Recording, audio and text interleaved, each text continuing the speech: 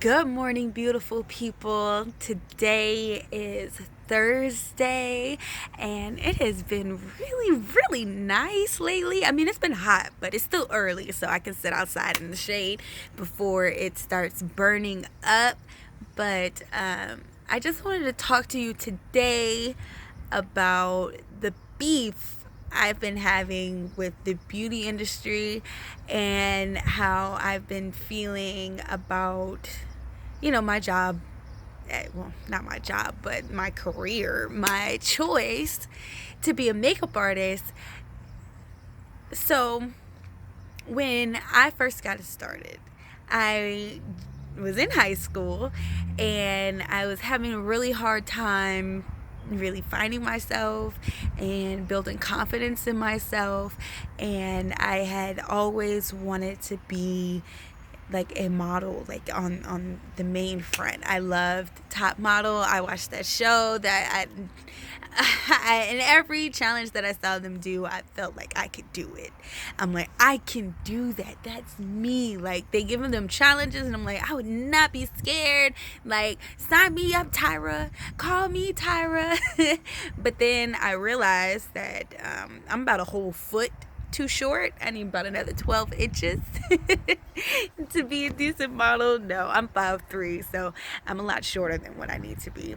And that at first, it really kind of like broke me down. Like, well, shoot, I'll never be pretty enough to be a model. I'll never be tall enough to be a model. Well, then what can I do? And then in high school, I had the opportunity to actually, go out and try for it. And I tried for the group. I made the group.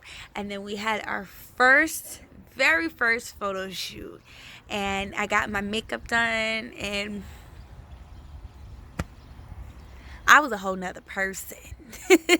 And the makeup artist, I mean, I didn't know nothing from nobody. So, I mean, maybe it wasn't like actually all that great, Mary Kay and all that stuff, but I felt amazing. I took all these photos and I felt like I looked really good, and I didn't really give myself too much time to be self-conscious about it because I was in a room full of a ton of pretty girls, a ton of tall pretty girls, and all of them were, working and feeling the same way, working it out, looking good, flinging their hair. And over time, I came to kind of depend on dolling myself up or learning how to do makeup to get to the state where I feel like I could hang with these, actual model type girls, these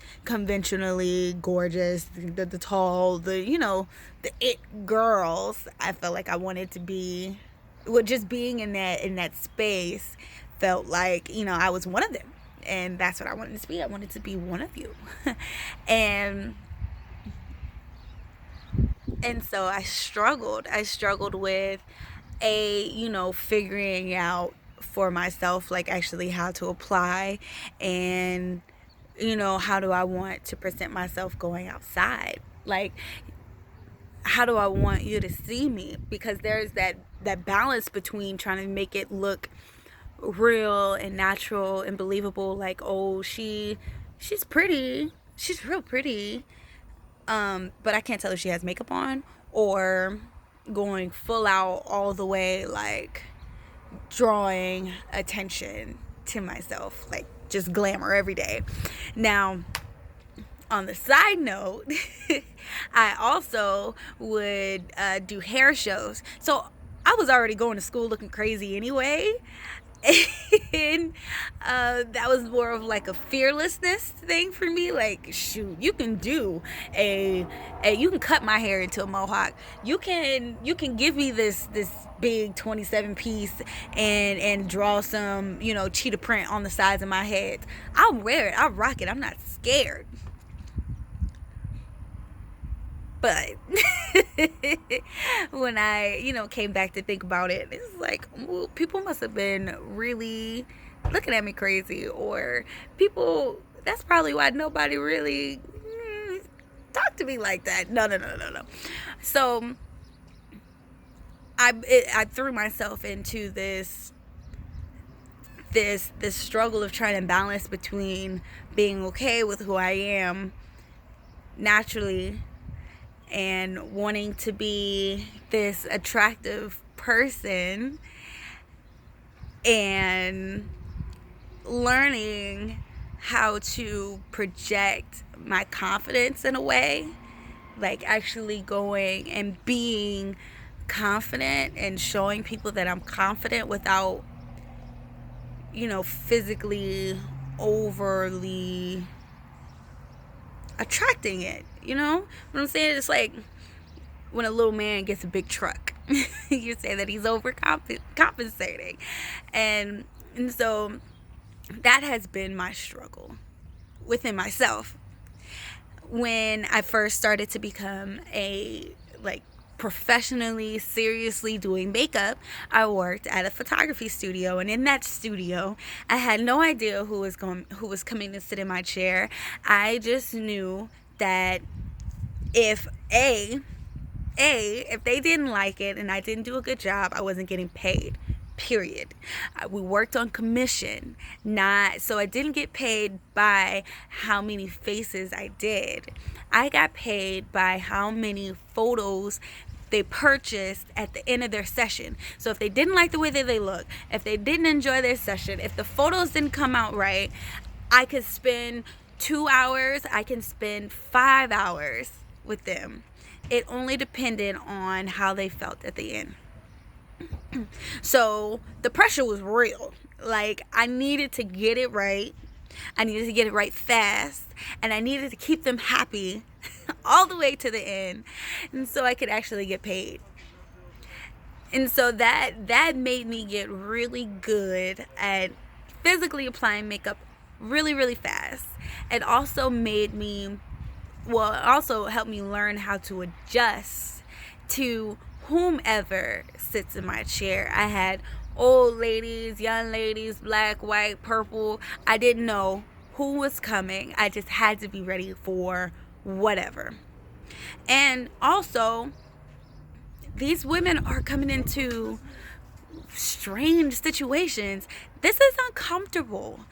Most of the time, we did a lot of boudoir sessions where these women are coming in to do pictures in lingerie, whether it be for themselves or for their husbands. They're doing, couples pictures, engagement pictures. These are major moments in their lives that they're coming to commemorate for the rest of their lives. Like, these are your memories.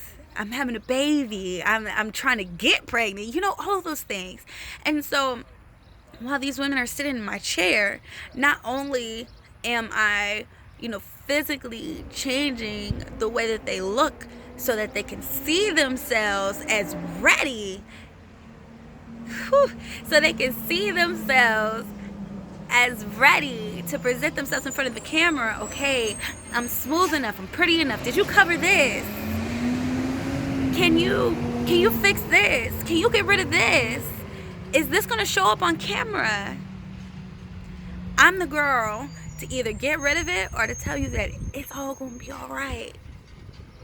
And then from there, help you get dressed and hold your hand through the shoot. No, girl, don't make that face.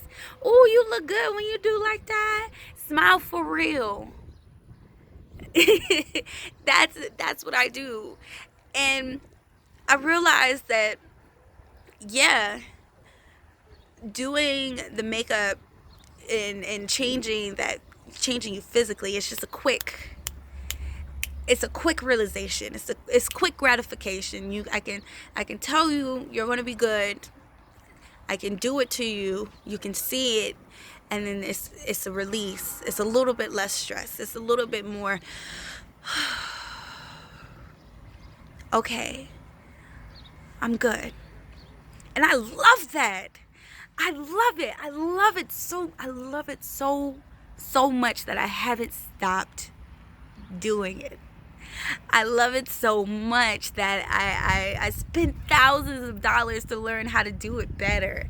I love it so much that I spend all day at weddings. I go and I spend so much time with brides and take every opportunity that I can to, girl, it's gonna be good. You're gonna be all right. You're gonna look amazing. And because I'm with you, not only are you gonna look good in real life, not only is your face gonna look good, but you're also gonna look good to your husband, because he can recognize you. He can recognize you. You're still gonna look like you, but you're gonna look like the dolled up, the extra version. We're gonna pull out all of your favorite features of you, and you're also gonna have that support. Like, no, I'm not gonna let you go crazy the morning of the wedding. I'm not gonna let you run around and try to find stuff. I'm not gonna let your bridesmaids tell you that you need more of this or less of that. I'm not gonna let your mother-in-law drive you crazy and tell you no. I'm here to help maintain the peace.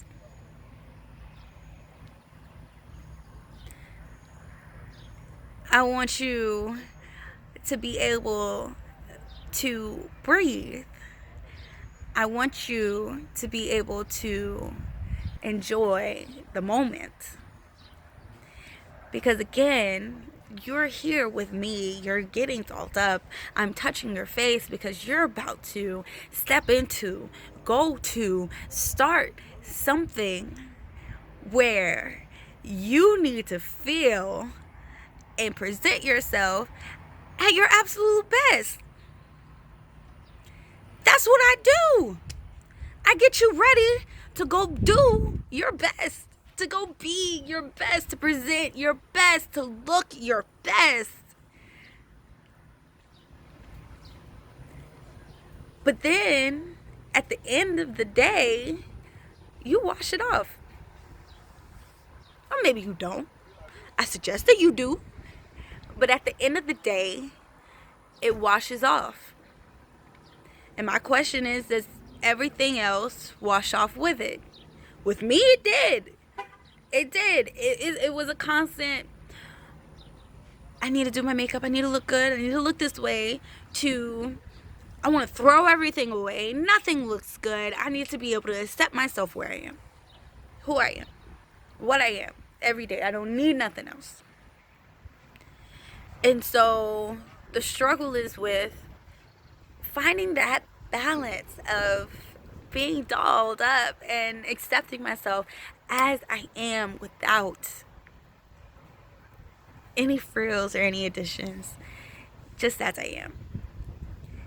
And not only feeling my best or only feeling amazing or only feeling confident enough to go out and do the things that I want to do when I have makeup on, or when I'm dolled up, or when I look a certain way. Stop being so worried about what anybody else is going to think or feel or say about me because I look a certain way. Is it important? Yeah, people judge books by their covers. That's why we do it. But I'm talking about me and how I feel about me. And in the long term of how I want to be, who I want to be after the makeup washes off. And so with all of that, I started studying mindfulness. I started studying how can I control the thoughts in my head. How can I control my cycles? Because I am in control of my life and what I do, and I can decide. I used to hate it. I hated it when anyone would tell me, oh, you just gotta choose to. It's a choice. Happiness is a choice. Being content is a choice. Being grateful is a choice. Being depressed is a choice. Being sad is a choice. So you telling me that I'm choosing to be the way that I am? I don't choose to be like this. Nobody likes to be like this. Why do I gotta be like this? You telling me that this is how I want to be?